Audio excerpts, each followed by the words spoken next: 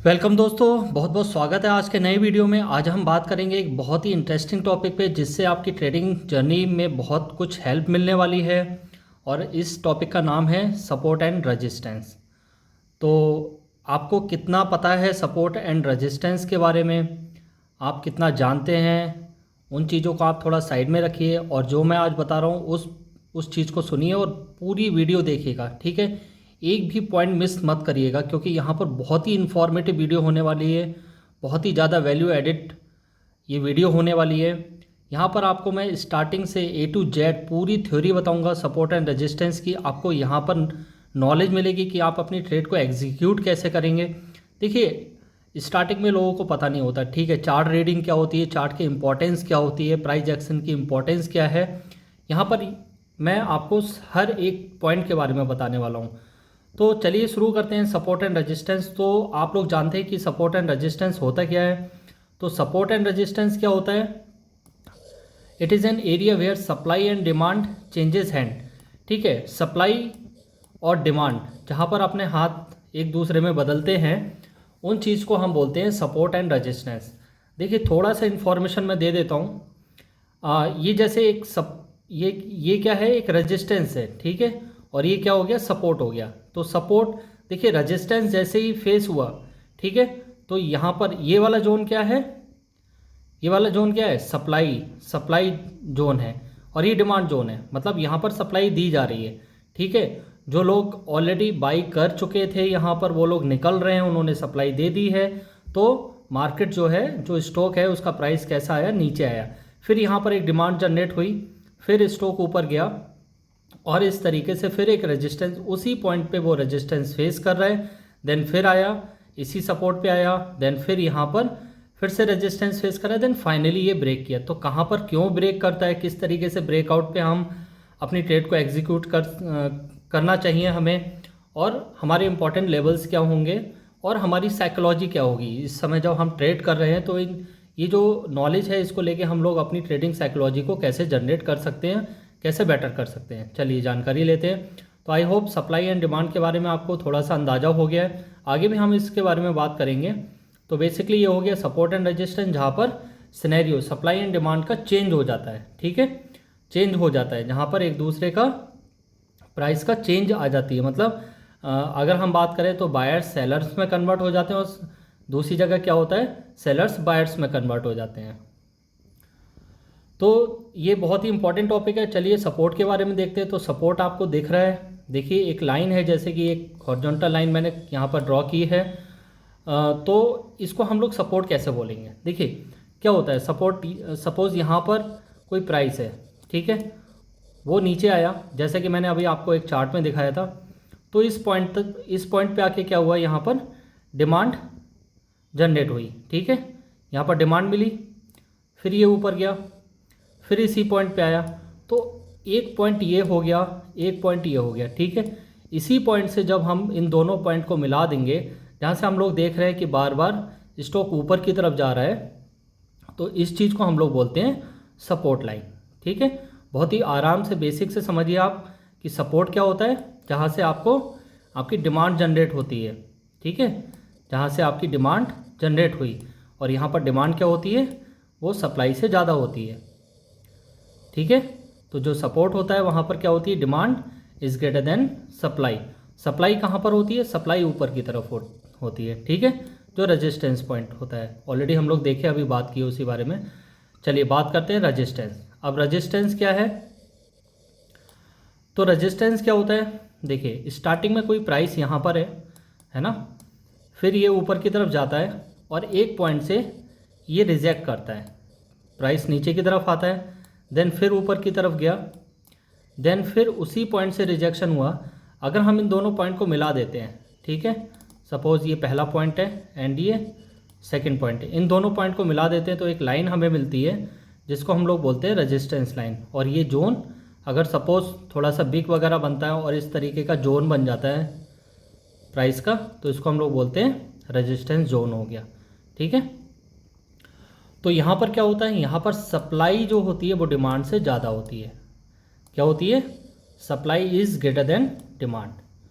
तो ठीक है, पहले आपने देखा demand is greater than supply, and here supply is greater than demand, क्योंकि यहाँ से सप्लाई जनरेट हो रही है। ठीक है, बहुत ध्यान से समझिए, ध्यान से सुनिए। अगर आपको कोई भी डाउट लगता है तो आप वीडियो को पॉज करें और उस चीज़ को नोट कर लें। तो यहाँ पर जितनी भी चीज़ बता रहा हूँ मैं, आप नोट करके ज़रूर रखिए, अपने नोट्स बनाइए, क्योंकि इन्फॉर्मेशन बहुत ही क्रिस्प इन्फॉर्मेशन मैं यहाँ पर दे रहा हूँ आपको। देखिए, इस तरीके की इन्फॉर्मेशन आपको पूरे यूट्यूब पे नहीं मिलेगी। इस चीज़ की वैल्यू आप समझिए। चलिए बात करते हैं कि functions of support and resistance. अब देखिए, सपोर्ट एंड रेजिस्टेंस के फंक्शन क्या है, क्यों हम इन चीज़ों को पढ़ते हैं। तो हमारा मेन फंक्शन होता है एंट्री। अब एंट्री हमें कब लेनी है, सपोर्ट एंड रेजिस्टेंस की वजह से हम देख पाते हैं कि कहाँ पर उस पर्टिकुलर स्टॉक के प्राइस का कहाँ पर एक ब्रेकआउट मिलने वाला है, किस तरीके से ये ट्रेड कर रहा है, वो सपोर्ट एंड रेजिस्टेंस हम लोगों को बताते हैं चार्ट पे। तो मेन फंक्शन इसका क्या है, हम लोगों को ढूंढना है एंट्री, कि हमारी एंट्री कैसे होगी। तो देखिए, एंट्री लेने के दो तरीके होते हैं, एक तो होता है रिट्रेसमेंट और सेकंड होता है ब्रेकआउट। ठीक है, आप लोग जानते होंगे कि रिट्रेसमेंट और ब्रेकआउट क्या होता है। अगर नहीं जानते तो मैं अभी आपको बताऊंगा कि ब्रेकआउट कैसे होता है और रिट्रेसमेंट क्या होता है, जो कि जिस वजह से हम लोग एंट्री ले सकते हैं। ठीक है, जैसे कि मैं ऊपर वाले चार्ट पे दिखाऊं तो आप देख सकते हैं ये बार बार इसी चैनल पे ट्रेड कर रहा है और यहाँ पर एक सक्सेसफुल ब्रेकआउट हुआ, जिसके बाद ये क्या गया, ऊपर की तरफ गया। ठीक है, तो अगर यहाँ पर एक प्रॉपर ब्रेकआउट मिल रहा है हमें, राइट, प्रॉपर ब्रेकआउट मिल रहा है, तो वी कैन एंटर हियर और हम बहुत ही छोटे अमाउंट में आराम से इंट्राडे में तो प्रॉफिट हम बुक कर सकते हैं। ठीक है, अभी स्विंग के लिए कैसे करेंगे वो मैं नहीं बता रहा हूँ, मैं अभी आपको इंट्राडे और स्विंग के बारे में नहीं बता रहा हूँ, मैं जस्ट बता रहा हूँ कि एंट्री कैसे लें और शॉर्ट टर्म में आपको कैसे प्रॉफिट बुक करना है। ठीक है, अभी हम उस टॉपिक पे बात नहीं कर रहे हैं कि हमें प्रॉपर अपनी ट्रेड को एग्जीक्यूट कैसे करना है। We are just learning that what are the support and resistance and what are the importance in trade. तो देखिए, यहाँ पर आगे बढ़ते हैं और चलिए, ये बात हो गई फंक्शंस की। तो फंक्शंस क्या हो गए, मेन फंक्शन हो गया एंट्री लेनी है। एंट्री कब लेनी है आपको, रिट्रेसमेंट पे लेना है और ब्रेकआउट पे लेना है। इसके बारे में हम लोग अभी देखते हैं। अब बात करते हैं कि सपोर्ट एंड रेजिस्टेंस होते क्या है, कितने तरीके के आपको सपोर्ट एंड रेजिस्टेंस देखने को मिलेंगे। तो देखिए, यहाँ पर ये जो नॉलेज मैं आपको दे रहा हूँ ये आपको बहुत ही, आई होप, रेयरली आपको यूट्यूब पे मिलेगी। ठीक है, ज़्यादातर लोग पेड कोर्सेज में रखते हैं ये चीज़ें, बट मैं आपको फ्री ऑफ कॉस्ट दे रहा हूँ। आप इस चीज़ का समझिए और अपने दोस्तों तक भी पहुँचाइए, अपने जितने भी आपके नोन हैं जो ट्रेड कर रहे हैं, जो इन्वेस्टिंग भी कर रहे हैं बट उनको नॉलेज नहीं है। ठीक है, तो नॉलेज नहीं है, आप उनको पहुँचाइए। यहाँ पर क्या होगा, लोगों की नॉलेज में ये वैल्यू एडिशन का बहुत एक इम्पॉर्टेंट रोल प्ले करने वाली है। तो पहले अगर हम सपोर्ट एंड रेजिस्टेंस की बात करें तो this is moving average, second one is a horizontal support and resistance, third one is a round number, Fibonacci, CCI, RSI. ठीक है, इसके बारे में बात करेंगे because these are basically indicators. ये क्या है, इंडिकेटर्स हैं। Then market gaps, market gaps भी एक तरीके के सपोर्ट एंड रेजिस्टेंस की तरह काम करता है। और यहाँ पर एक नेक्स्ट आता है interest rate of support and resistance. देखिए, यहाँ पर इसके बारे में हम लोग बात नहीं करेंगे। तो जनरली क्या होता है, जो करेंसी ट्रेड करते हैं उनके लिए ये वाला टॉपिक ज़्यादा इंपॉर्टेंट होता है, but we are talking about the stocks, we are not talking about the currency trade, that's why इसको हम अभी डिस्कस नहीं करेंगे। Next is the trend lines. ठीक है, अभी ट्रेंड लाइन्स ये बहुत ज़्यादा पॉपुलर है। आप लोग समझते हैं कि ट्रेंड लाइन्स कैसे खींचते हैं, अगर नहीं जानते हैं तो इसके ऊपर मैं एक नया वीडियो बना दूंगा आपके लिए। और last one is a supply and demand. तो चलिए स्टार्ट करते हैं नंबर 1 से, मूविंग एवरेज। तो देखिए, मूविंग एवरेज किस तरीके से आपके एक सपोर्ट एंड रेजिस्टेंस की तरह काम कर सकता है। So first one is a moving average support and resistance. तो देखिए, जो ट्रेडिंग स्ट्रैटेजी मैं यूज़ करता हूँ वहाँ पर मैं यूज़ करता हूँ 20 एंड 200 SMA। ठीक है, 20 एंड 200 ऐसे में मैं यूज़ करता हूँ यहाँ पर। अब इसका इम्पोर्टेंस क्या है, किस तरीके से हम देख पाएंगे कि ये अपने को सपोर्ट एंड रेजिस्टेंस की तरह काम करते हैं। तो देखिए आप बहुत क्लियरली देख रहे हैं, नवीन फ्लोराइन का चार्ट है और आप देख सकते हैं यहाँ पर, और ये डेली चार्ट है, ठीक है, डे चार्ट है। तो आप देख सकते हैं, देखिए क्लियरली देखिए यहाँ पर जब इसका डाउनफॉल आया, जब इसका डाउनफॉल आ रहा था, ये स्टॉक जो है यहाँ से इस तरफ गिरा, ठीक है, और ये 200 मूविंग एवरेज है, ये क्या है 200 moving average, simple moving average. तो देखिए स्टॉक ने कहाँ पर सपोर्ट लिया, आपको बहुत आसानी से दिख रहा है कि स्टॉक का सपोर्ट पूरा 200 मूविंग एवरेज पे है, और यहीं से सपोर्ट लेके वो ऊपर की तरफ जा रहा है। अब प्राइस एक्शन में देखें तो प्राइस एक्शन में यहाँ पर सपोर्ट फेल हो चुके हैं, ठीक है। अगर हम लोग पहला यहाँ पर सपोर्ट देखें तो ये एक सपोर्ट बन रहा था इस तरीके का, ठीक है, ये सपोर्ट बन रहा था जो कि फेल हो गया। एक बहुत अच्छा सपोर्ट ये बन रहा था लेकिन उससे भी नीचे आ गया, ठीक है। तो 200 मूविंग एवरेज पे बहुत क्लियर सपोर्ट हुआ यहाँ पर। तो आप देख सकते हैं यहाँ से कि स्टॉक्स जो है मूविंग एवरेज पे भी सपोर्ट और रेजिस्टेंस की तरह बिहेव करता है। चलिए आगे बात करते हैं हॉरिजॉन्टल सपोर्ट एंड रेजिस्टेंस। देखिए सबसे ज़्यादा पॉपुलर जो चीज़ है, जो लोग सबसे ज़्यादा ड्रॉ करते हैं, वो होता है हॉरिजॉन्टल सपोर्ट एंड रेजिस्टेंस। तो हॉरिजॉन्टल सपोर्ट एंड रेजिस्टेंस आप देख सकते हैं, टेक महिंद्रा का मैंने 1 आवर का चार्ट यहाँ पर लगा रखा है आपके लिए। तो टेक महिंद्रा किसी टाइम पे इस प्राइस पे डील कर रहा था 1415 से ऊपर जाता है 1471, और इस पे मल्टीपल टाइम्स यहाँ पर इस हॉरिजॉन्टल ब्लॉक में ट्रेड कर रहा है, ठीक है।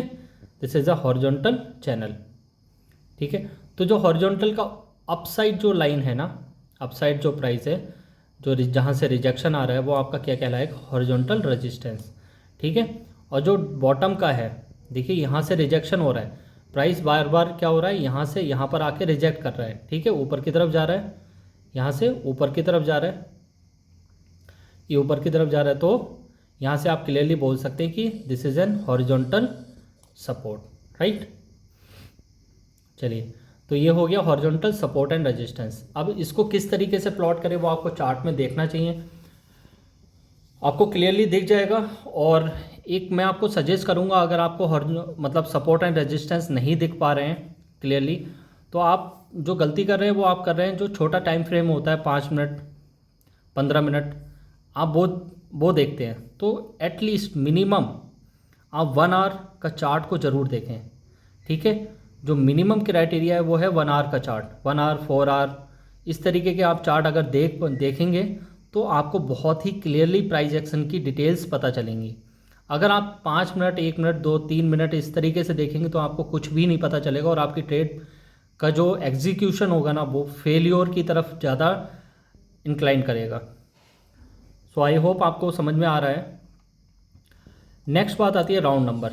तो देखिए राउंड नंबर होता क्या है, राउंड नंबर क्या होता है, जैसे कोई स्टॉक है वो सपोज़ 150 पे है, ठीक है, और यहाँ से वो 200 की तरफ ट्रेवल कर रहा है, या फिर कोई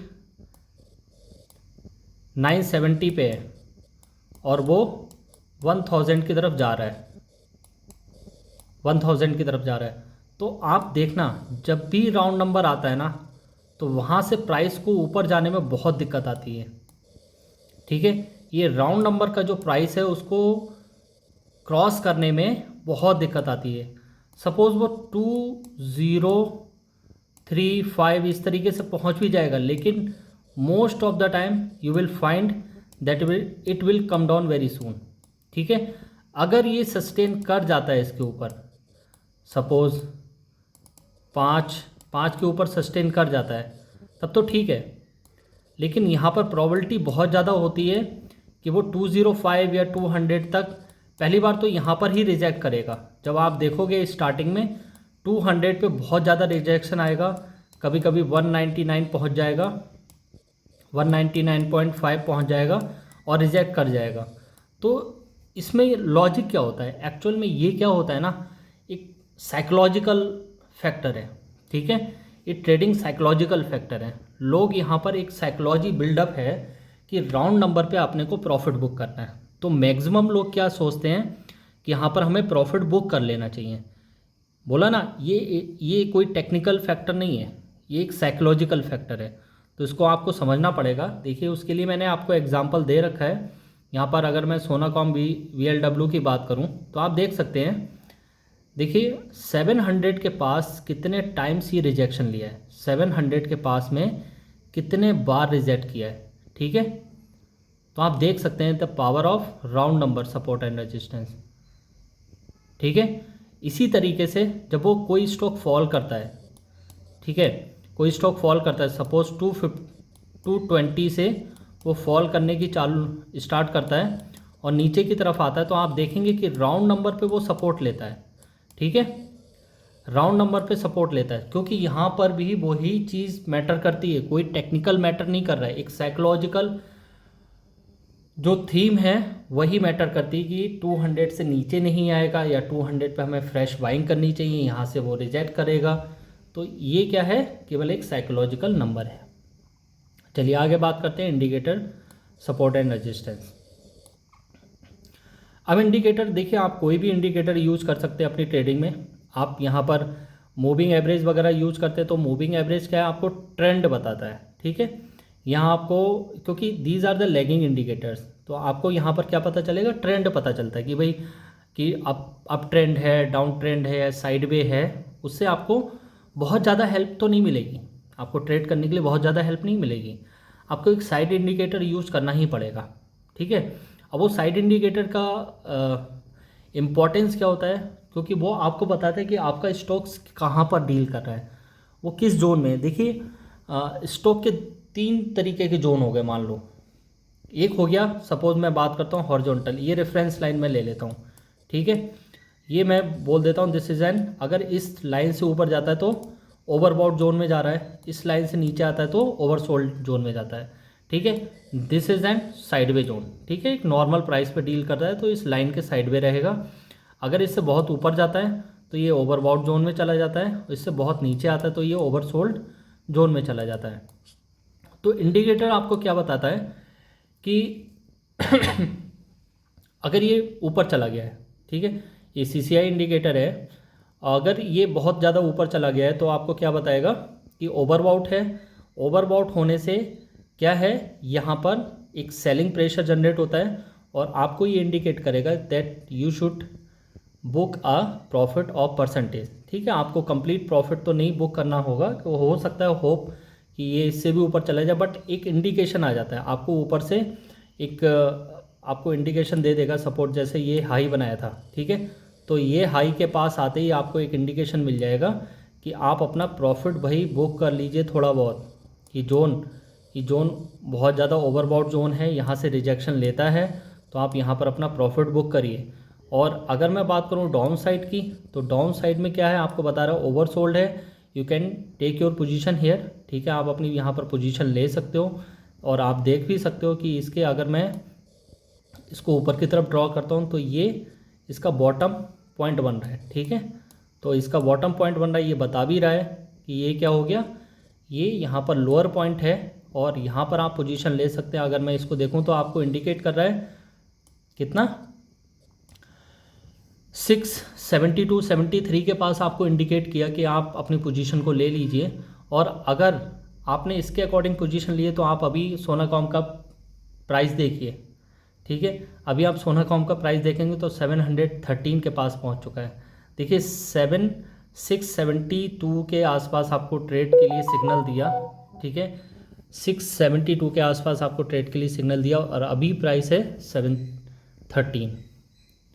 तो आप सोच सकते हैं अप्रॉक्सीमेट आपको 40 पॉइंट्स गेन हुए इस सिग्नल से।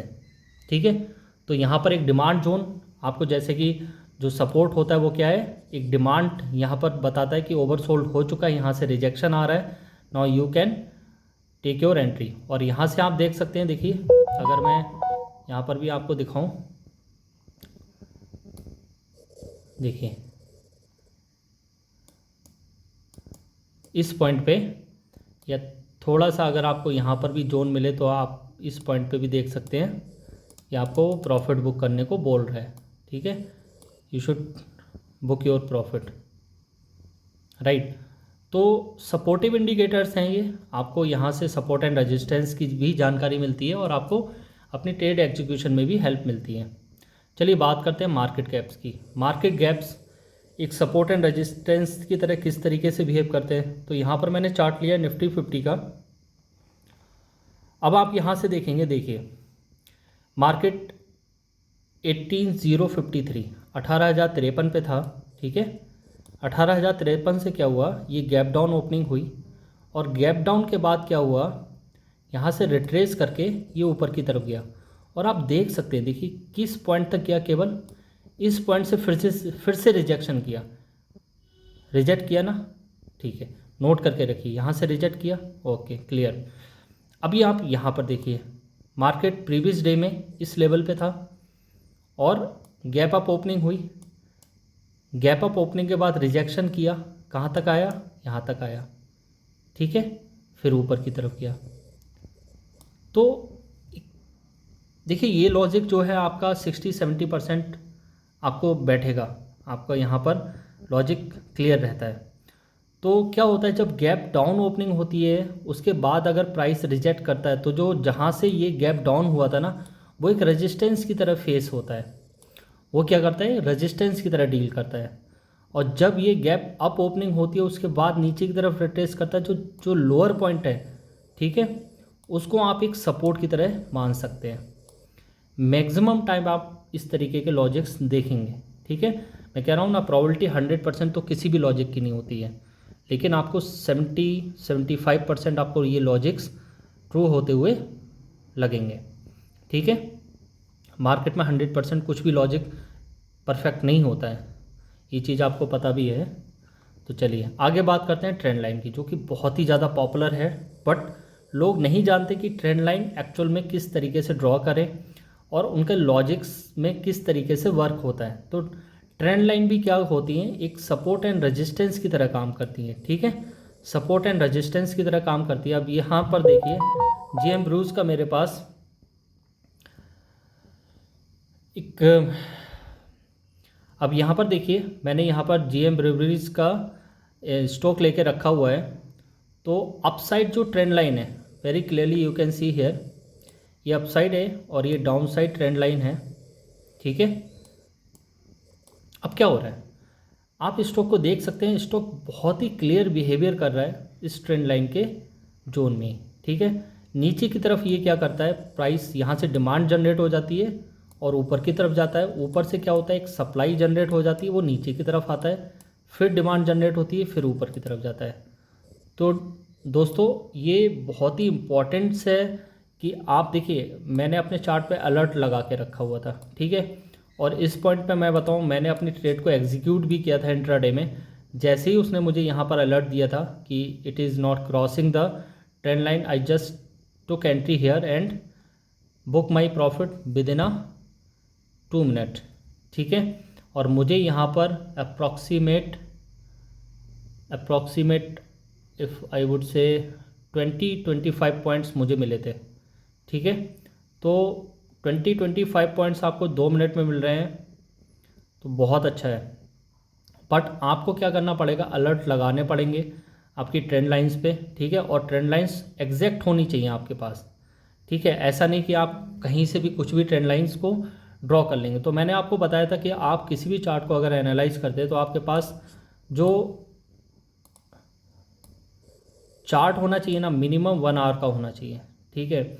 आप 5 minute time frame, 2 minute time frame, 1 minute time frame या 3 मिनट टाइम फ्रेम पे लॉजिक मत लगाइए। लॉजिक अगर वहाँ पर लगाएंगे तो आप फेल होंगे, ठीक है। इंट्राडे में आप काम कर सकते हो, बट आप स्टॉक में प्रॉपर एंट्री के लिए आपको 1 आवर, मिनिमम 1 आवर का लॉजिक चार्ट लगा के ही लॉजिक फाइंड आउट करने चाहिए।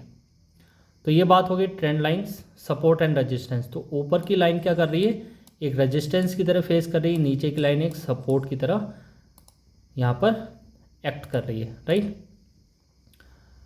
Okay, now supply and demand, ठीक है। तो दोस्तों सप्लाई एंड डिमांड मैं ऑलरेडी आपको बता चुका हूँ कि ऊपर का जो जोन होता है वो यहाँ पर देखिए, बहुत ज़्यादा डिटेल तो नहीं बता रहा हूँ सप्लाई एंड डिमांड की, बट हाँ एक रफली आप लोग समझ लीजिए कि सप्लाई का मतलब क्या होता है। सप्लाई का मतलब होता है कि जब आपके जो बायर्स हैं जो नीचे से पोजीशन लेके चल रहे हैं, जब वो एग्जिट करते हैं तो वो शेयर को सप्लाई कर देते हैं कि दूसरे लोग बाई करें, ठीक है। तो वो यहाँ पर क्या कर दिए, सेल कर दिए, यहाँ पर सेल हो गए। तो सेल हो गए, किसी ने बाई किया क्योंकि किसी को तो लॉस होना है, ठीक है।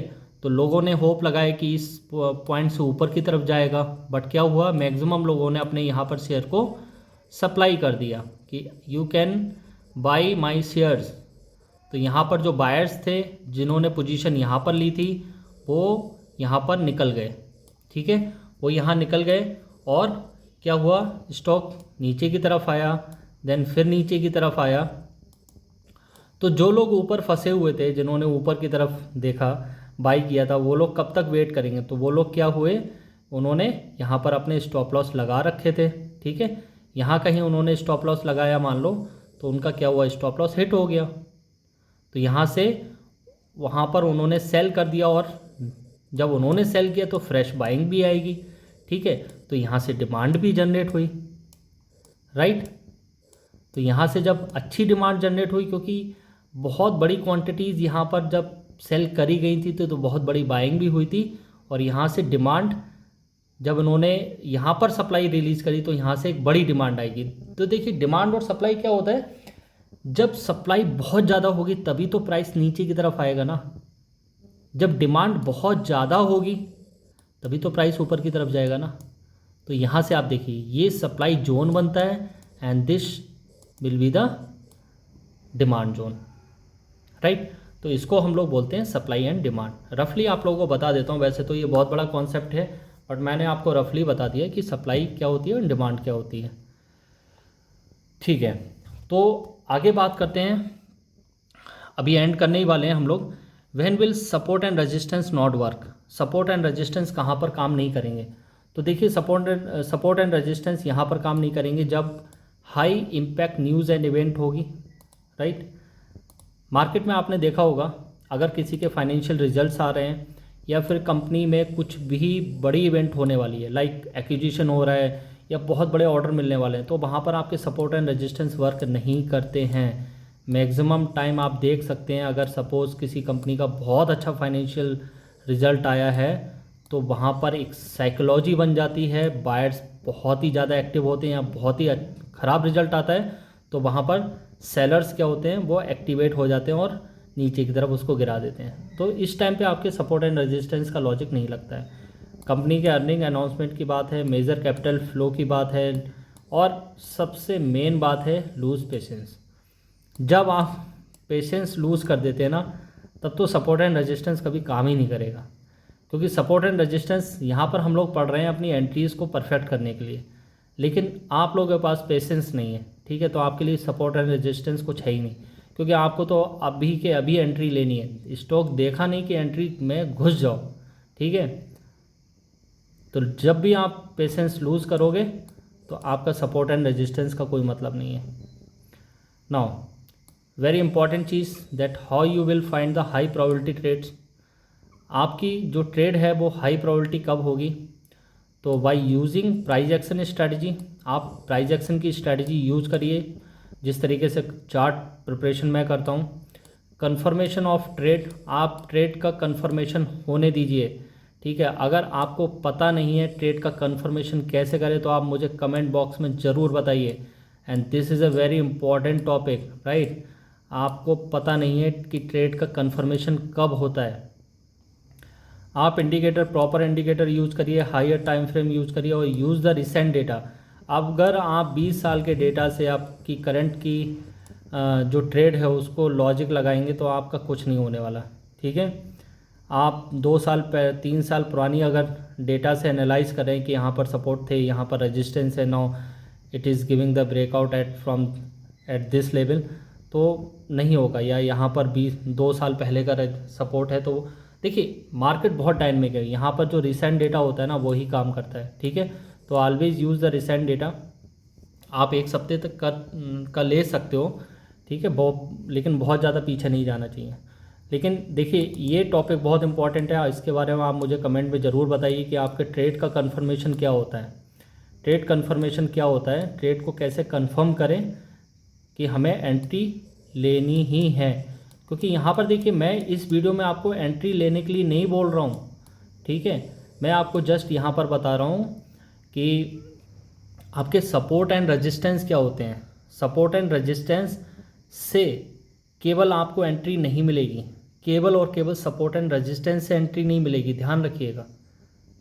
लोग लेते हैं एंट्री, मैं मना नहीं कर रहा हूँ, कुछ लोग केवल और केवल सपोर्ट एंड रेजिस्टेंस को ही एंट्री पॉइंट मानते हैं, बट आप सपोर्ट एंड रेजिस्टेंस के टाइप देखिए, मैंने कितने टाइप बताए। अगर आप उन सबको अलाइन करेंगे ना, तभी आपको पता चलेगा कि एंट्री होती कैसे है, ठीक है। तो एक क्लू दे देता हूँ मैं आपको, मैंने आपको क्लू बता दिया कि आप जितने भी सपोर्ट एंड रेजिस्टेंस के लॉजिक मैंने बताए, जितने भी टाइप के बताए, आप उन सबको कंबाइन कर लीजिए, तो आपको पता चल जाएगा कि आपकी ट्रेड कंफर्म कैसे होगी। फिर भी आप इसमें अगर डिटेल वीडियो चाहते हैं, आप चाहते कि एक ऐसा कंबाइंड सपोर्ट एंड रेजिस्टेंस मैं बना के आपको बताऊं कि आपकी ट्रेड एग्जीक्यूशन कहां पर होगा, मुझे कमेंट में ज़रूर बताइएगा। So thank you very much. आप हमारी वेबसाइट www.matrixmunch.com को भी विज़िट कर सकते हैं।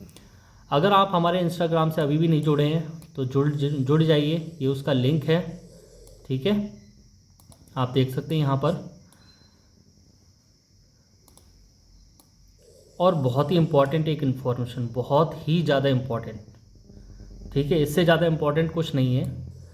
हमारा व्हाट्सएप ग्रुप, जो कि एक फ्री ग्रुप है, जहाँ पर हम डिस्कशन करते रहते हैं इंट्राडे में, स्विंग ट्रेड के से रिलेटेड। इंट्राडे में क्या चल रहा है, कौन से स्टॉक्स में क्या ब्रेकआउट आ रहा है, यहाँ पर हम पब्लिश करते रहते हैं, इंट्राडे में ही ट्रेड देते हैं, ठीक है, फ्री ऑफ कॉस्ट। बहुत से लोग हमारे साथ जुड़े हैं, उन्होंने बहुत सी ऐसी प्रॉफिटेबल ट्रेड्स भी लिए हैं। तो अगर आप अभी तक नहीं जुड़े हैं हमारे साथ, तो आप इस नंबर पर मुझे मैसेज की दीजिए, मैं आपको डेफिनेटली वहाँ पर ऐड कर दूँगा, ठीक है। This is totally free of cost, right. So thank you again for watching this video. I hope इस वीडियो से आपके कुछ नॉलेज में वैल्यू एडिशन हुआ है। आपकी यहाँ पर सपोर्ट एंड रेजिस्टेंस का जितना भी डाउट था, आई होप वो सब क्लियर हो चुका है। और अगर हुआ है तो अप्रिशिएट करिए, आप यहाँ पर शेयर करिए इस वीडियो को, जितने भी आपके दोस्त हैं आप सोशल मीडिया पे शेयर कर सकते हैं इस चीज़ों को, ठीक है। यहाँ से किसी को कुछ लॉस नहीं होने वाला है, एक नॉलेज है, ये प्रॉपर एजुकेशनल वीडियो है। यहाँ पर मैं आपको ट्रेड एग्जीक्यूशन और इन सब के बारे में नहीं बता रहा हूँ। आप अगर नॉलेज अच्छी होगी तो आप खुद ही ट्रेड के बारे में अच्छे से जान जाएंगे कि आपको कहाँ पर एंट्री और एग्जिट करना होता है। So thank you very much for watching this.